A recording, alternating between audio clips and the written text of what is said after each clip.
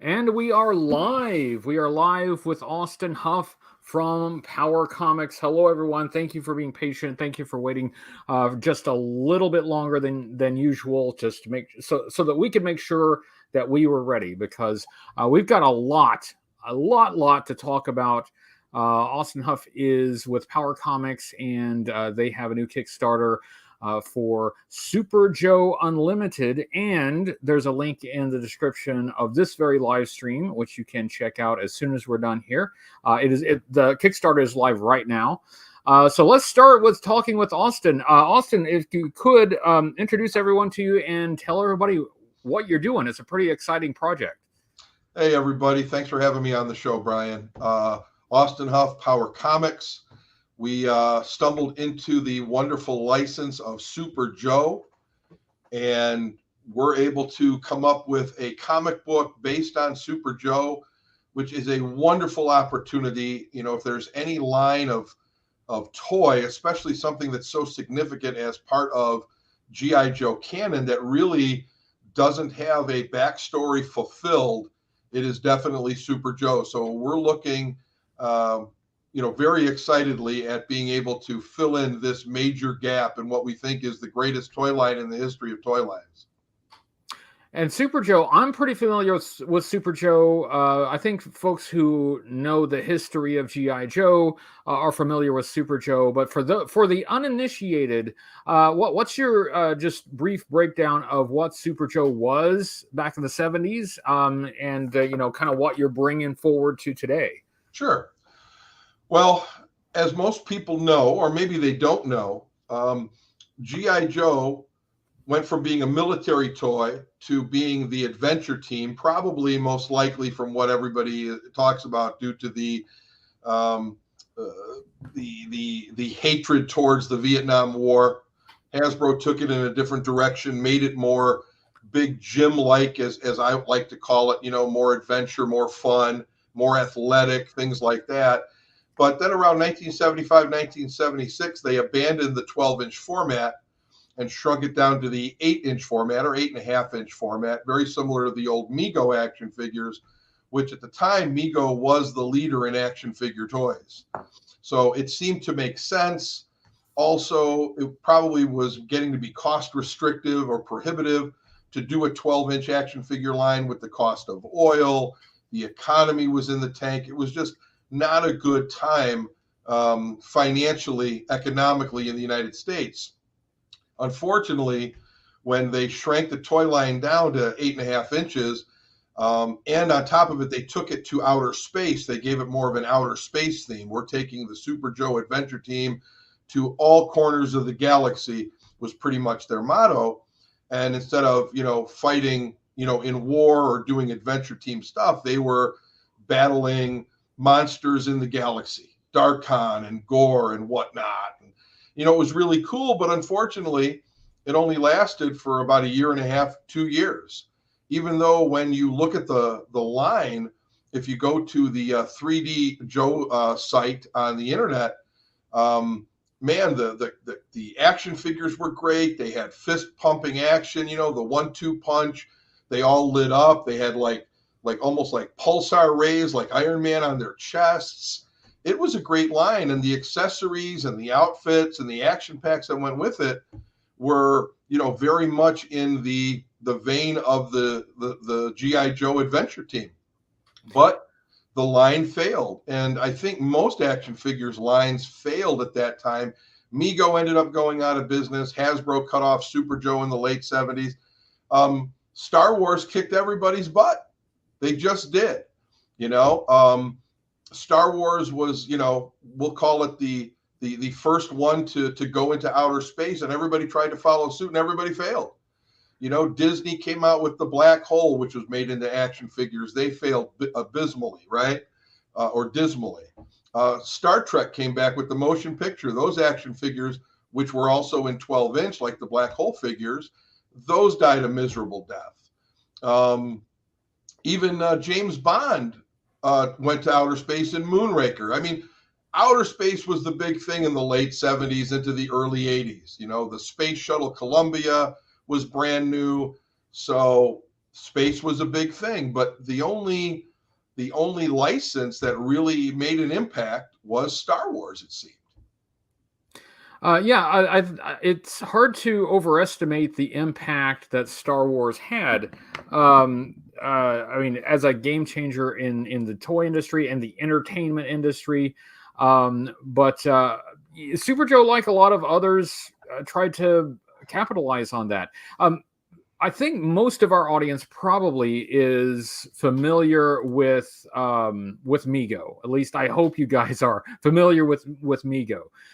So we're talking about average 8-inch figures, pretty well articulated cloth goods uniforms. So Super Joe was in that vein, but also had like these electronic action features, the lights and such that you mentioned.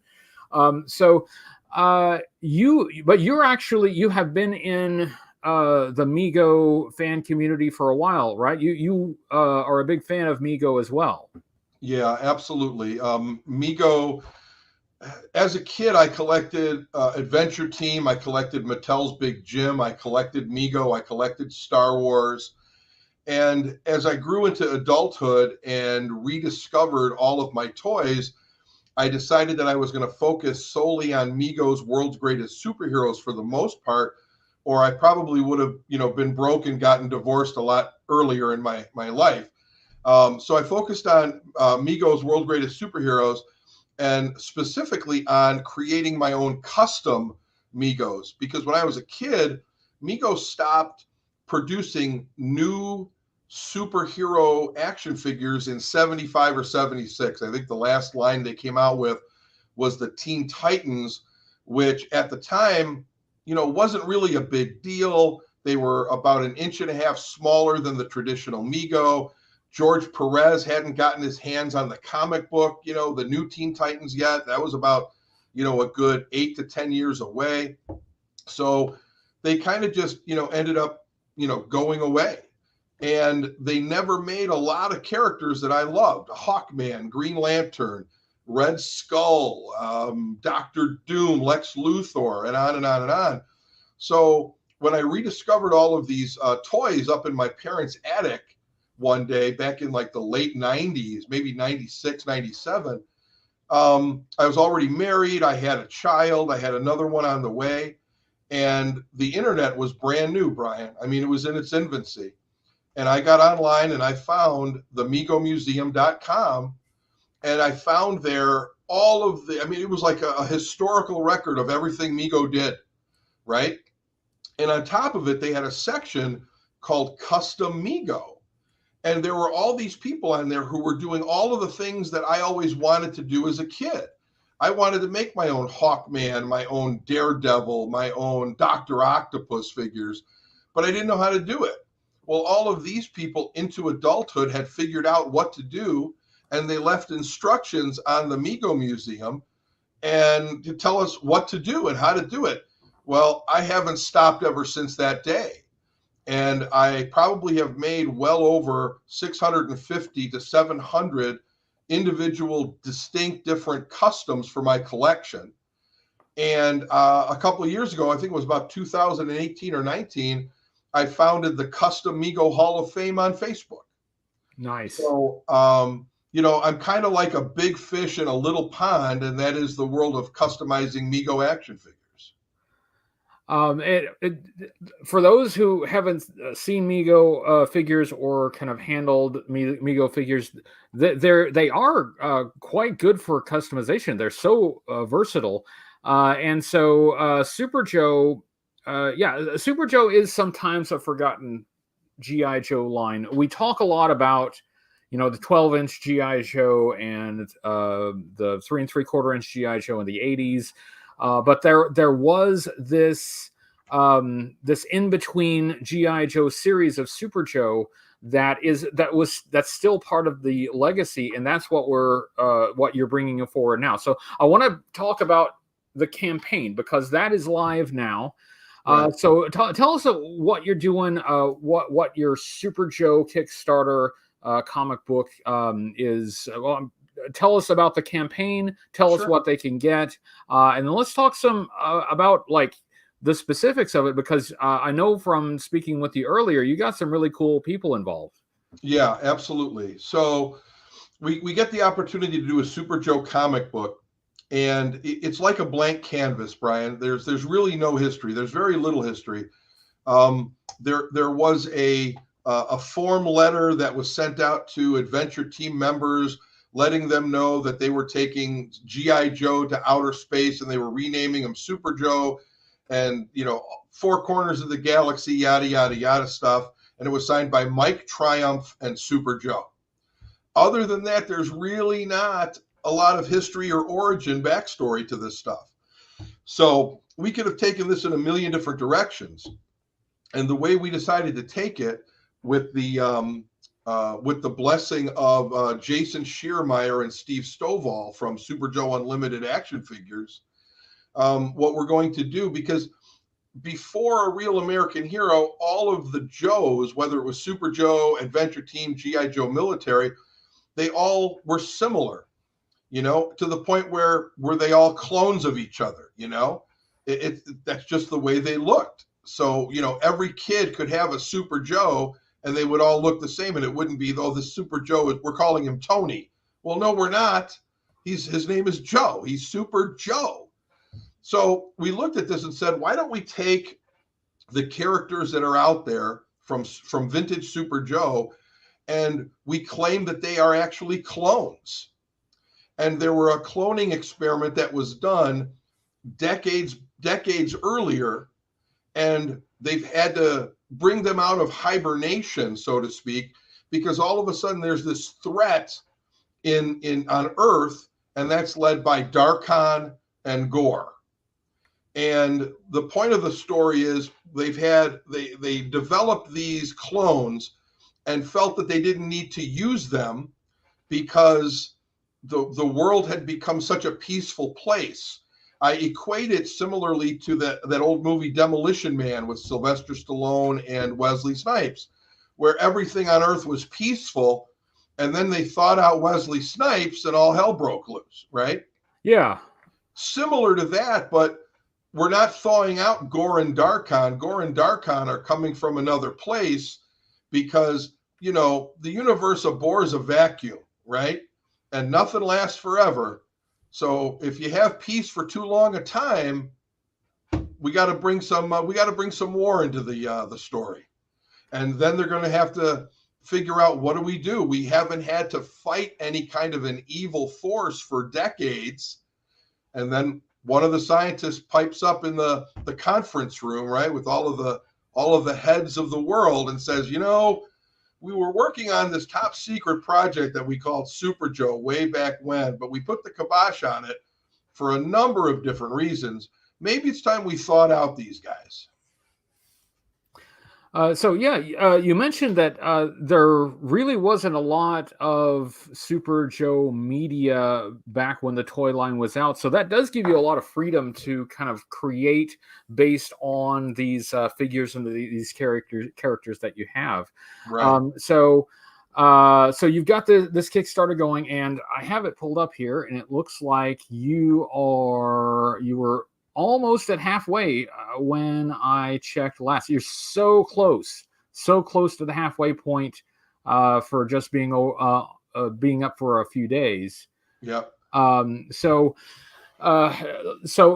this is a comic book. It's a visual medium. What do you get? Who do you have in terms of artists doing the work, doing the covers? Who do you got involved? Man, an all-star lineup.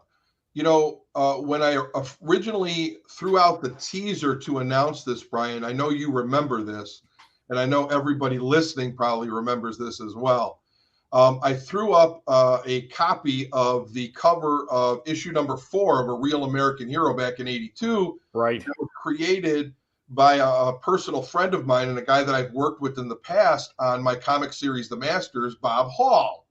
Right. And I reached out to him and said, hey, Bob, I've got this opportunity to do Super Joe. I know you don't know anything about it, but what I want you to do is I want you to take your issue number 4 cover and I want you to take the Super Joe characters as I have them laid out on your cover, and I want you to recreate it, almost do a tribute to yourself. And he was more than happy to do it.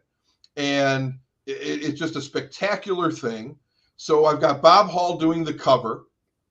On the interior pages doing the art, I have Stephen Butler, who has done everything from Silver Sable to Spider-Man to Sonic the Hedgehog.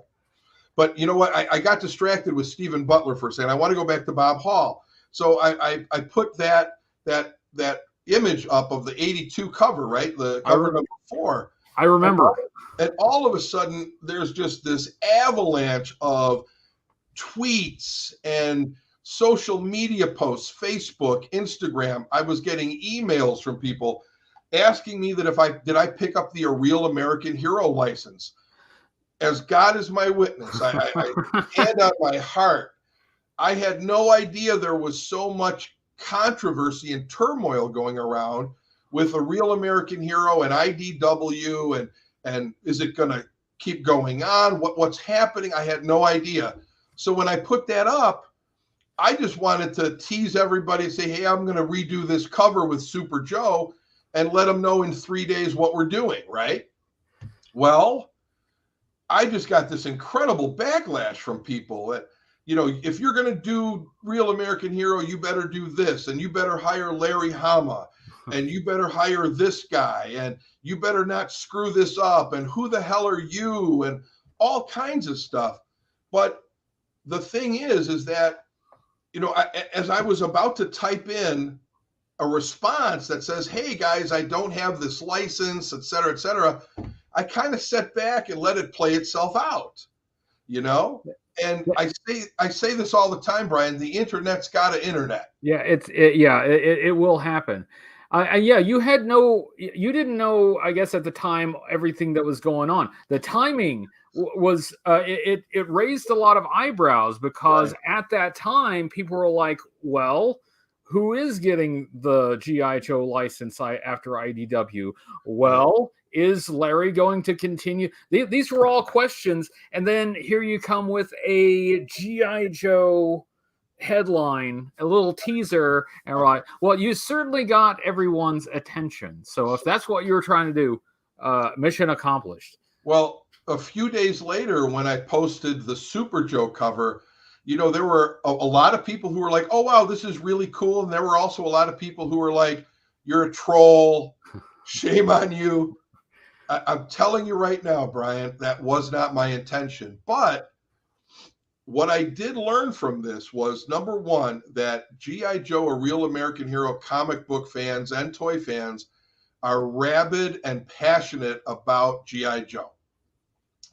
The second thing I learned was that they have very, very strong opinions about who they want to see working on G.I. Joe related comic books. So I started making a list of the people that they mentioned. I started researching on my own cover artists, interior artists, colorists, letterers, writers, anybody who touched G.I. Joe in specifically the last 20 years. But I even went back to the beginning of Marvel days in the 80s, when, who was doing covers back then? Everybody from Al Milgrom to Bob Hall. I think Bob McLeod did some covers. Michael Golden did some. I mean, everybody. I mean, who's who, right? Yeah. I probably reached out to no fewer than 24 creators to ask them if they wanted to be involved in this project. The first guy that I brought on was a guy who actually reached out to me. His name is Jim Brown.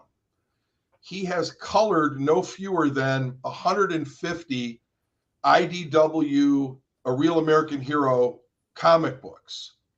And he made a post on one of my threads on Facebook, and I recognized the name from the research I did, and I reached out to him and I said, hey man, would you be interested in doing this? Because I thought I want to do right by Super Joe. I want to do right by the property. And I want to give it that Bronze Age feel, but man, I would really like to give it that modern day zing. And the colorist, if you get the right colorist, they're going to give you that modern day feel. And Jim, as I'm looking through his portfolio, I'm like, this is the guy that I want to color these books. So I reached out to him, and he was the first guy who said, yeah, this is a great idea. I'd love to do it.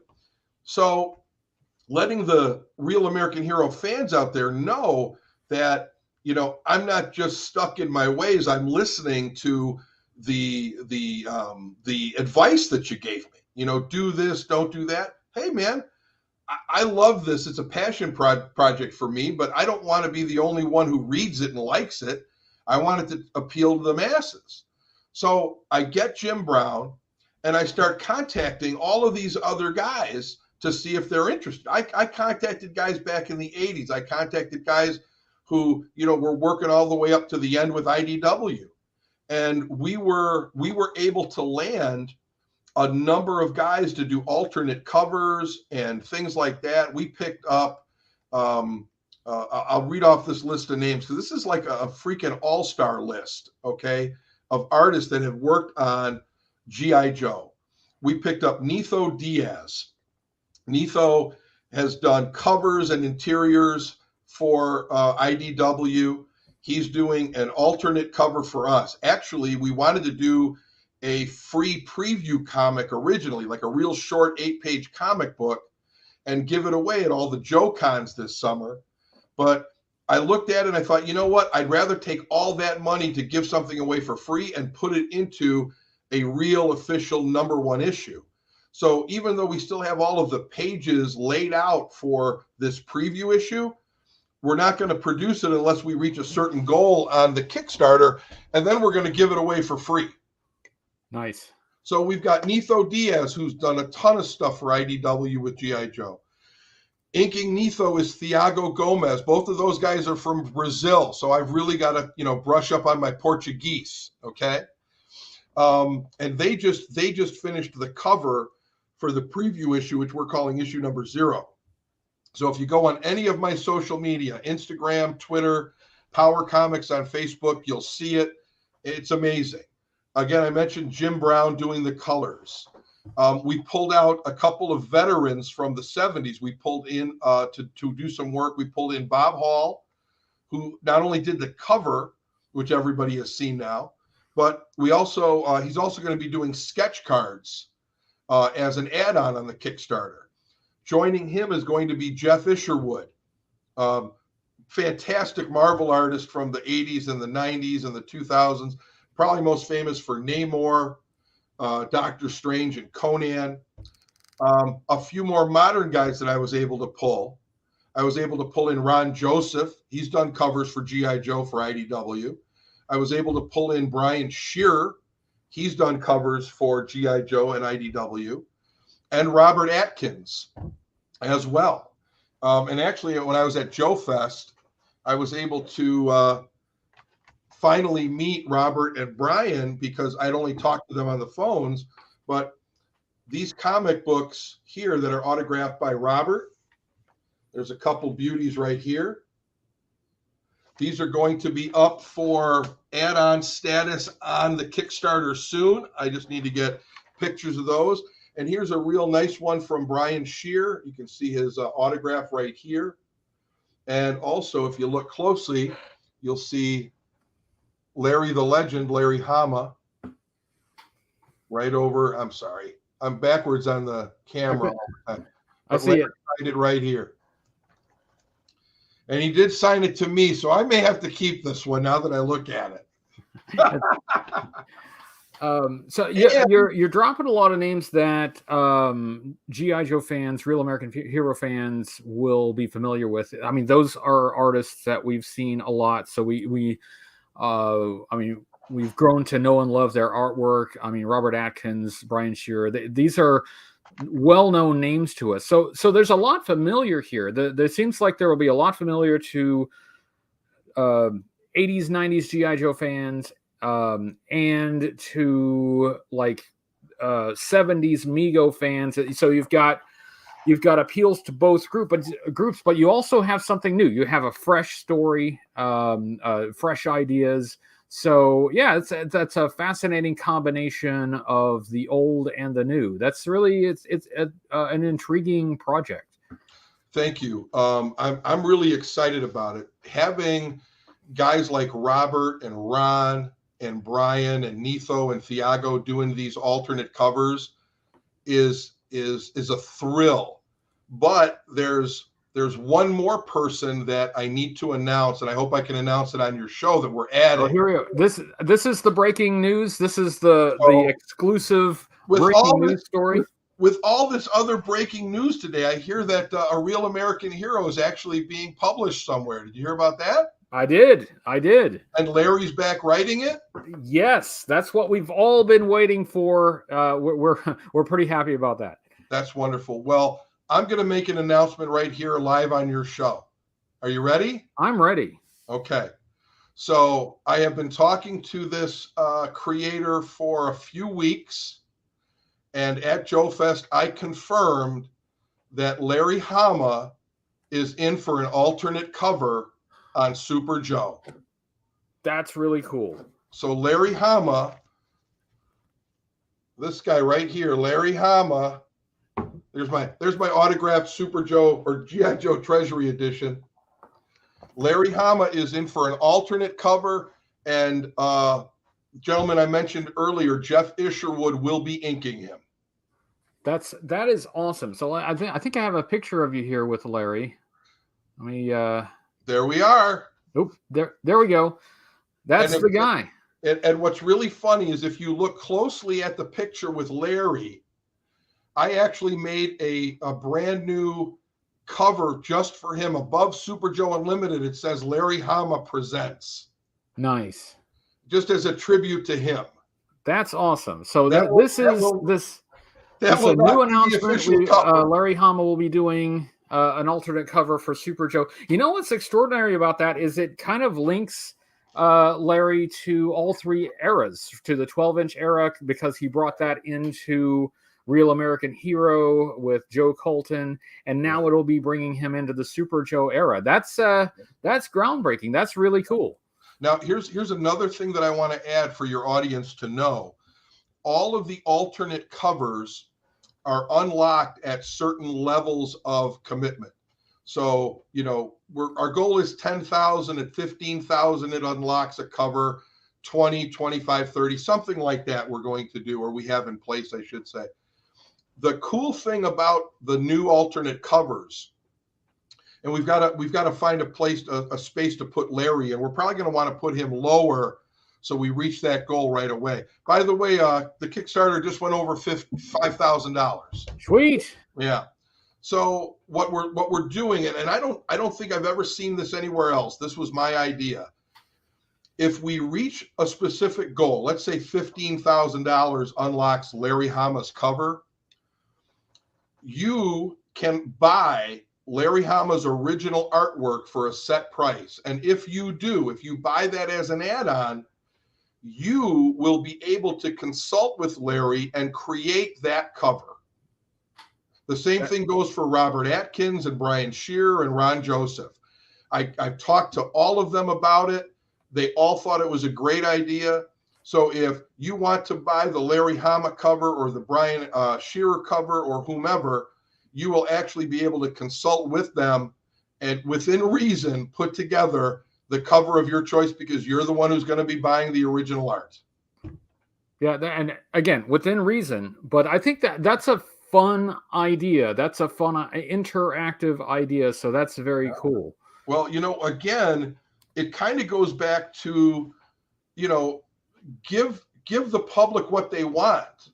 The reason why we take this to Kickstarter the way we do is because just because I like this idea and think it's great doesn't mean that 10,000 other people think it's great.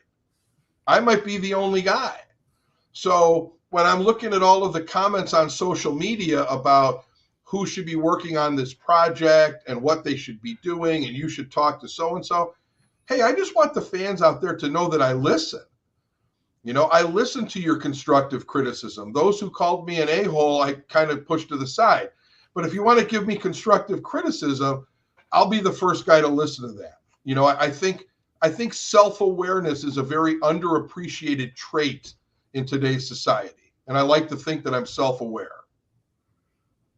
We could use, yes, we could use more of that. And congratulations for tipping over halfway as we are speaking. That is awesome. But let's talk about what people will be getting. So you have some different support or pledge tiers, starting at, I believe it was what, $5 for the digital copy. Yep. So $5 gets you digital. yeah, so that's pretty easy. Right. But let's talk about how what people can expect to get at the different tiers. Like I said, the link is in the description of this, so hopefully people will be going to check out that as soon as we're done here. But what will people see, and what will they want to try to get in on? Well, we have a lot of exclusive action figure related toys. So every reward level, you get at least one comic book, but you get different rewards. Like we have an exclusive action figure set called the Sting of the Scorpion, which I have right here. If you can see Super Joe Adventurer with his big machete. And I believe you did send me a picture of that. Is this? Yeah. And it comes with the scorpion. So you've got a scorpion. You've got, there it is. Yeah. That's a better picture of it. So the Sting of the Scorpion, we have 15 sets. We're down to 3. 12 have already been claimed. We have this awesome radar table that's from a, I don't know if you can see that. I think I sent you a picture of it. The orange radar table. Yeah, let me find it here. That's from our buddy Jim Egner, TK560 on Etsy. He does all kinds of amazing 3D printed Joe stuff. And he does stuff in Super Joe scale, a Real American Hero scale, 12-inch. He does fantastic stuff. Then we've got some really cool, again, action figure related stuff, some DIY add-ons. We have a really cool Super Joe Commander, like almost like a Captain Kirk console chair, from the deck of the Starship Enterprise, which is neat. This really cool launch pad, and those come from, there you go. Those come from my buddy Randall Wall, good old Canadian. He does a lot of stuff through Cotswold. So if you get the Cotswold catalog and Greg Brown, who puts on DFW, you're going to know Randy's work. The launch pad is fantastic, especially because the original Super Joe had an action pack called the Helipack, which was actually fantastic. And if you look closely at the cover of Super Joe Unlimited #1, we actually put a Joe with the Helipack on in the background. Let me see if that, let's see, is this, well, this one right here? Yeah, there we go. That's our Kickstarter ad. It's similar to the cover. Similar. Yeah, similar, but you definitely get the Helipack guys back there. And there's Super Joe Commander, and of course, the new version of Gore. Other things, it's like I said, it's action figure heavy. There's for $150, you get a set of 4 Super Joe Commanders with accessories. For $150, you get a set of 4 Super Joe Adventurers with accessories. There's all kinds of original art. Obviously, we mentioned all of the additional covers that we're doing. Those are all for sale. The art that you just showed for the ad that Stephen Butler did is for sale. Nitho Diaz, his art is for sale. We have autographed Bob Hall 11x17 posters of the cover that are available. Just a ton of stuff. And if we run out of things, we'll find stuff to add. Somebody already backed the Kickstarter for $300 and got a carded vintage Super Joe Commander figure. Those are not hard to find. Or those are hard to find. Yes, I should say they are very hard to find. Yeah. Oh, the other thing that we have that I want to push, because I'm sure Steve Charlton. He does a lot of work with Toylanta and Joe Lanta. The Joe Lanta people were nice enough to give me 5 reduced price passes. They're only $10, and Jolanta's coming up in August. I think they're typically 15 or 20 bucks. We're blowing them out. We've got 5. They're only 10 bucks a piece. You can add those on. You can, if you have a family of 5, you can buy them all and save yourself probably 50% of the cost to go to Jolanta. That's great. I one thing I like about this project is that obviously if you want the comic book, you can get the comic book, but you've got other tangible items that can go with it. So you've got figures, you've got play sets, you've got other items that you can pick up. And me being a toy guy, I like that the tactile experience of having the objects in my hands. So I think that'll appeal to some of the toy guys, even if they're more toy guys than comic book guys. Absolutely. And I think we're developing a story that is going to captivate the G.I. Joe reader and the G.I. Joe toy collector. 2 other things that I think are really cool that I want to mention before I forget is we're doing a set of laser engraved coins. Both of them have the Super Joe Unlimited logo on the back side, and on the front side, one will have the Super Joe Commander and the other will have Darkon. Nice. So we've got this really cool laser engraved coin set. And also what I think is super cool is getting yourself drawn as a character in the comic book. Now, we only have 4 of these left, and I would love somebody to grab all 4, and not just because I'm selfish and greedy, okay, but because I think it'd be really cool if somebody grabbed all 4. Like maybe there's like a group of 4 buddies out there that are big time G.I. Joe or Super Joe guys, right? Or maybe a father and 3 sons, or a mother, father, and their 2 kids, or something like that you want to do, or you want to do it for somebody that you think is a real big Joe fan. And this is kind of like a gift to them, getting them in the comic book. I think that's a really cool thing, I think. So you can be in the comic book, and hear me out. I think this is a brilliant idea. Yep. Same guy gets all 4. Yeah. And he's a clone. You just draw him 4 times. I think this is a brilliant plan.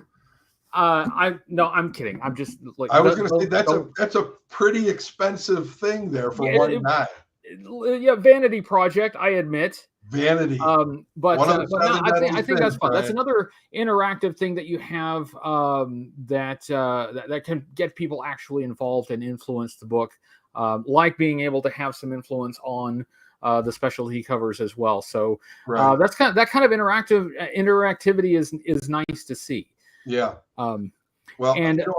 Again, it goes back to listening to your fans, understanding what they want, and trying to give them more of what you think they would like. And if some of these things don't work out, if some of these things are duds, we won't offer them next time. We'll try to find something else. Returning to just the general subject of Super Joe, at least in the 3 3/4-inch G.I. Joe Real American Hero community, there is a lot of interest in the history of the line, even including the 12-inch going back to the 60s. For those like myself, I'm very interested in the history of the line. Super Joe, it needs to be examined more. I think a lot of times we can skip over Super Joe when we're talking about G.I. Joe, but this was part of it, and I think it deserves more attention. I'm hoping that those who are interested in the history of G.I. Joe but maybe don't know as much about Super Joe will take a look at it. So I guess let's talk for the uninitiated. We talked a little bit about what Super Joe was, but Super Joe was in your era, right? That was in your real wheelhouse. Absolutely. So what was the appeal of Super Joe at that time? Well, the appeal of Super Joe was that it was still a G.I. Joe licensed product. I was a big G.I. Joe collector when I was a kid. I was born in 1969. So I was born right at the time where they were transitioning to Adventure Team.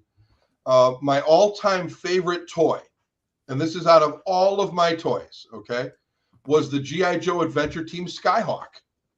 It was a kite that you put G.I. Joe on, and it was essentially, it looked like a hang glider, but you flew it like a kite. Yeah, I've seen that. I never ever got it off the ground. My father and I, in a near west suburb of Chicago, would run down the alley and try to get that thing up in the air. Never ever could.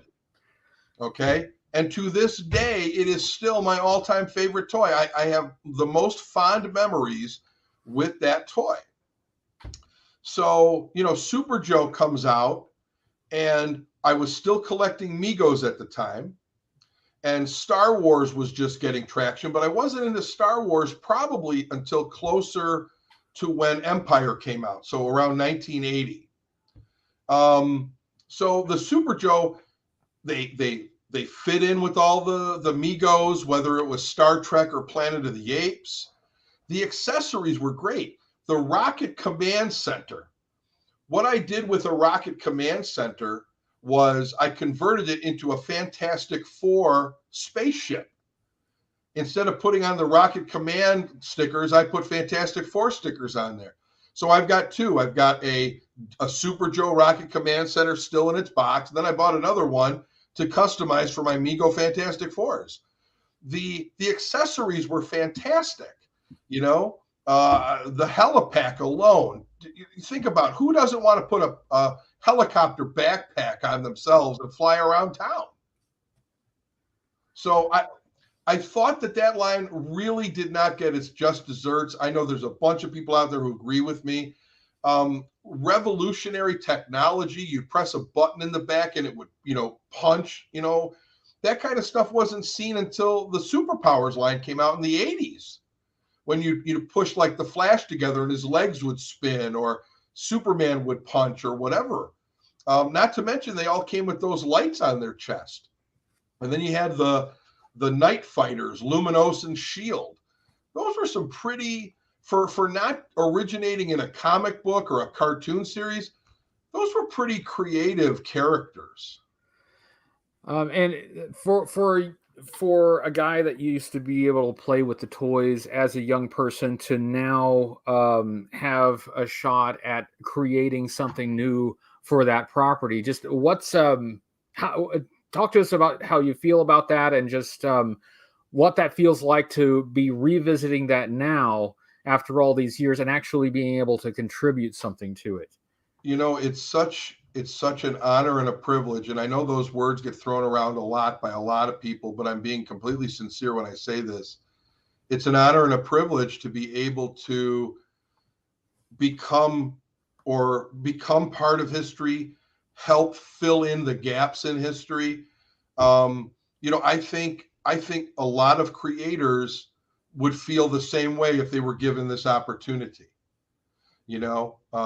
It's like being approached by DC or Marvel and saying, hey, we want to reintroduce a new Batman, or we need a new costume for Thor or Captain America or Spider-Man back in the 80s. I mean, how cool was that to be able to, hey, how about we give Spider-Man a new costume? And they approach Mike Zeck and they say, hey, what do you think?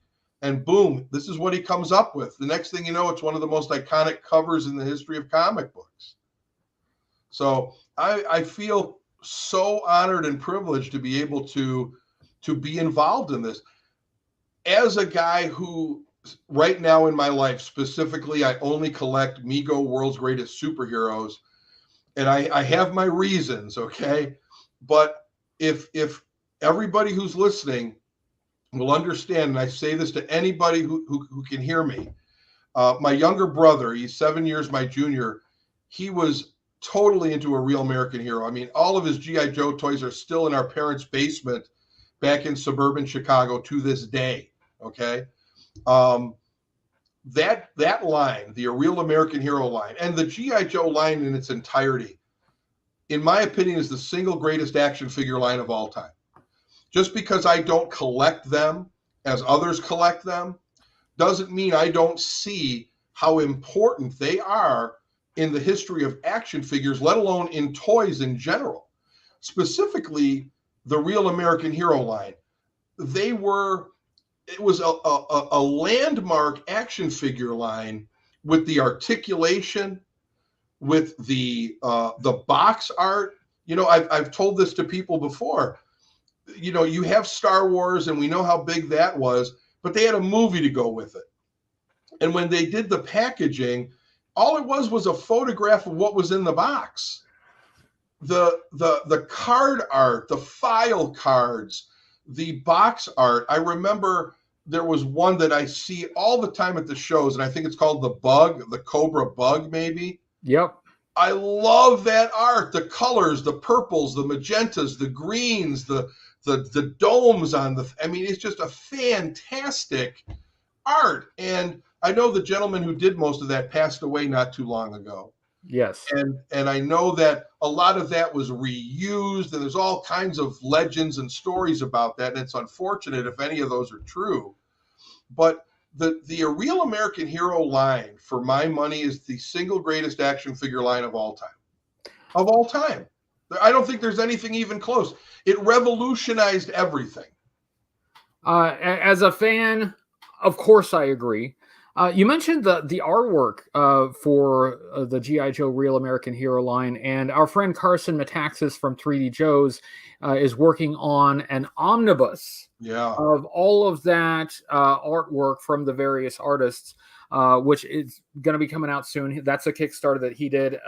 Extremely happy to see that. Coincidentally, that was kind of my introduction or refresher on Super Joe. And maybe a lot of other people too, because a while back, Carson picked up some Super Joe figures and kind of showed them off. And that was kind of, I think, a reminder to a lot of us that, hey, this is a part of G.I. Joe's legacy and lore and history, and maybe deserves to be talked about. So, this could be hopefully kind of a launch of a resurgence, I guess, of interest in Super Joe. So those of you who are wanting to get into collecting Super Joe figures, too late. Prices are going up. Sorry, guys. Should have got in on it last year. Too late. Right. But yeah. So you've got your Kickstarter's already launched. Right. Already going. Let me pull it up here real quick one more time. Take a peek at it. Did you ever see this? You know what fat heads are, right? Those big giant posters of football players. They're called fat heads. Yeah. There was something in the late 70s, and I'm going to look for this photograph for you. It was called Wallbusters, and they did like Spider-Man, Superman, Evel Knievel, Wonder Woman, Kirk and Spock, I think, but they also did Super Joe. And excuse me, legendary Marvel artist John Buscema did the art for this. And I want to send this to you. I want you to put this up on your screen. Sure. I'm going to send it to you via Facebook Messenger, if that's okay. Gotcha. Hold on. All right. So I'm going to copy this image and get it to you. I want you all to see it. It's on cut and paste. There we go. There you go. If you can grab that real quick. But this is just a spectacular piece of art. You want to talk about history. I don't think a lot of people know that this exists. I've never seen one in person. I've only seen one in images on the internet. And what we're going to be doing with our Kickstarter is we are going to be recreating this. One of the artists that has worked with me quite a bit on my other series, The Masters, Tom Morgan, he has signed on to recreate this, and we're going to get it all drawn up and colored, and then we're going to produce it as a window cling to put in your car. All right. Is that the one? That's the one. There we go. Yeah. So that's fascinating. I do remember these Wallbusters, or what I think, was that what they were called? Wallbusters, yeah. Wallbusters. I vaguely remember these because I believe I've seen like the Spider-Man, the Hulk. Had no idea that they did this for Super Joe. That's fascinating. Yeah, right. They also did Evil Knievel. They did Trek. They did, I think, King Kong. There's a bunch of them out there. I have them saved somewhere on my computer, but this one, it's clearly John Buscema doing the art, and I confirmed that with people who would know. And it's just going to be a beautiful recreation, colored. I'm really looking forward to that. But when you mentioned Carson, I've had Facebook Messenger conversations with Carson about what he's doing, and it's just spectacular stuff. This is something that is part of Super Joe history. You know, they even made Halloween costumes of Super Joe when we were kids. I think they made a Darkon, they made a Gore, and I think they made either the Shield or Luminos, one of the Night Fighter guys. And you know, it's amazing because you think, man, this toy line really didn't do much, but it kind of checks the boxes in all of the pop culture stuff. You know, the wall posters, the Halloween costumes and things like that. They even made Super Joe jewelry. If you go to that 3dsuperjoe.com website, you'll see all kinds of stuff they did. I'm surprised they didn't make like a Super Joe bed. Like, remember those car beds they had when we were kids in the 70s? Yeah. Yeah. So, you know, Super Joe, even though it was around for a year and a half, 2 years, it had a decent impact on pop culture from my vantage point. They got to do a lot of cool stuff. And I guess for Hasbro, this was their attempt to carry Joe forward. So this was G.I. Joe for them at the time. So they put the effort into it. So that's it's nice to see it getting some attention as someone who appreciates the history of G.I. Joe in all of its iterations. I'm thrilled to see somebody doing something with it. So. Yeah, we're closing in on, or at least we're getting pretty close on an hour here, so I'll wrap it up pretty soon. But before we wrap it up, I want to basically just turn it over to you for anything else you want to say. To remind everyone to check out the Kickstarter and just give your thoughts and comments to anyone who might be seeing this and might be interested in the Super Joe Unlimited comic. Yeah, you know, I appreciate any and all support. You know, the comic book, the plot summary, the story, the art. I think everybody's going to fall in love with it. I think everybody's going to be eager to read issue number 2 and then 3 and then 4 and so on and so forth. Support the action figure line. I know that Cotswold just got in boxed Super Joe Commanders and boxed Darkons just in the last couple days. I know I've been seeing people posting on Facebook today. They're just getting theirs mailed and shipped to them all around the country. So this is an exciting time to be a Joe fan, whether it's 12-inch, 8-inch, 3 3/4, or anything in between. Super Joe, a real American hero. This is and will always be the greatest action figure line in the history of action figure lines. I don't think anything even comes close to it, you know, and we're trying to do as much as we can with it. And this is an opportunity for us to fill in that void, because there's definitely a void between 76 and 82. And as God is my witness, I'm going to fill in that void. And hopefully it's with your help. Absolutely. Yeah, there's a void that we need to look at it. Not a real void. It's something that we just don't pay enough attention to. So thank you for being on the show. Thank you for your efforts with the Super Joe comic. I hope you guys have all the success. Thank you for letting us know that we should be getting Larry Hama involved in this. That is very exciting. Absolutely. Now all I have to do is coax him into helping me write the script. Yes, that's good luck. Right. No, we love Larry. Larry has written our favorite comics for decades now, so Yeah. it's a thrill. It's a thrill to see him involved with this project. So Yeah, it really is. Thank you. So yeah, that's. I think we'll wrap it up. I will say to those watching, I know that I usually pay more attention to the live chat. I didn't follow it as much this time, but I do recognize you guys are here. It's really great to see you guys. So thank you for showing up. Again, the link is in the description of this video, so you can pop over there right now. And I think that's all I got for you. Thank you very much, Austin. Sorry I missed you at Joe Fest. I'm sorry I missed you at Joe Fest. Will it next year? Next year? Yes. Absolutely. All right. Ed Schumacher puts on a great show, people. If you get to go to Joe Fest, do it. It was a lot of fun. A lot of fun. All right. Well, thank you again, Austin. And I guess we'll sign off. And everybody go check out Kickstarter for Super Joe Unlimited comic from Power Comics. Yo, Joe. Super Joe. Super Joe.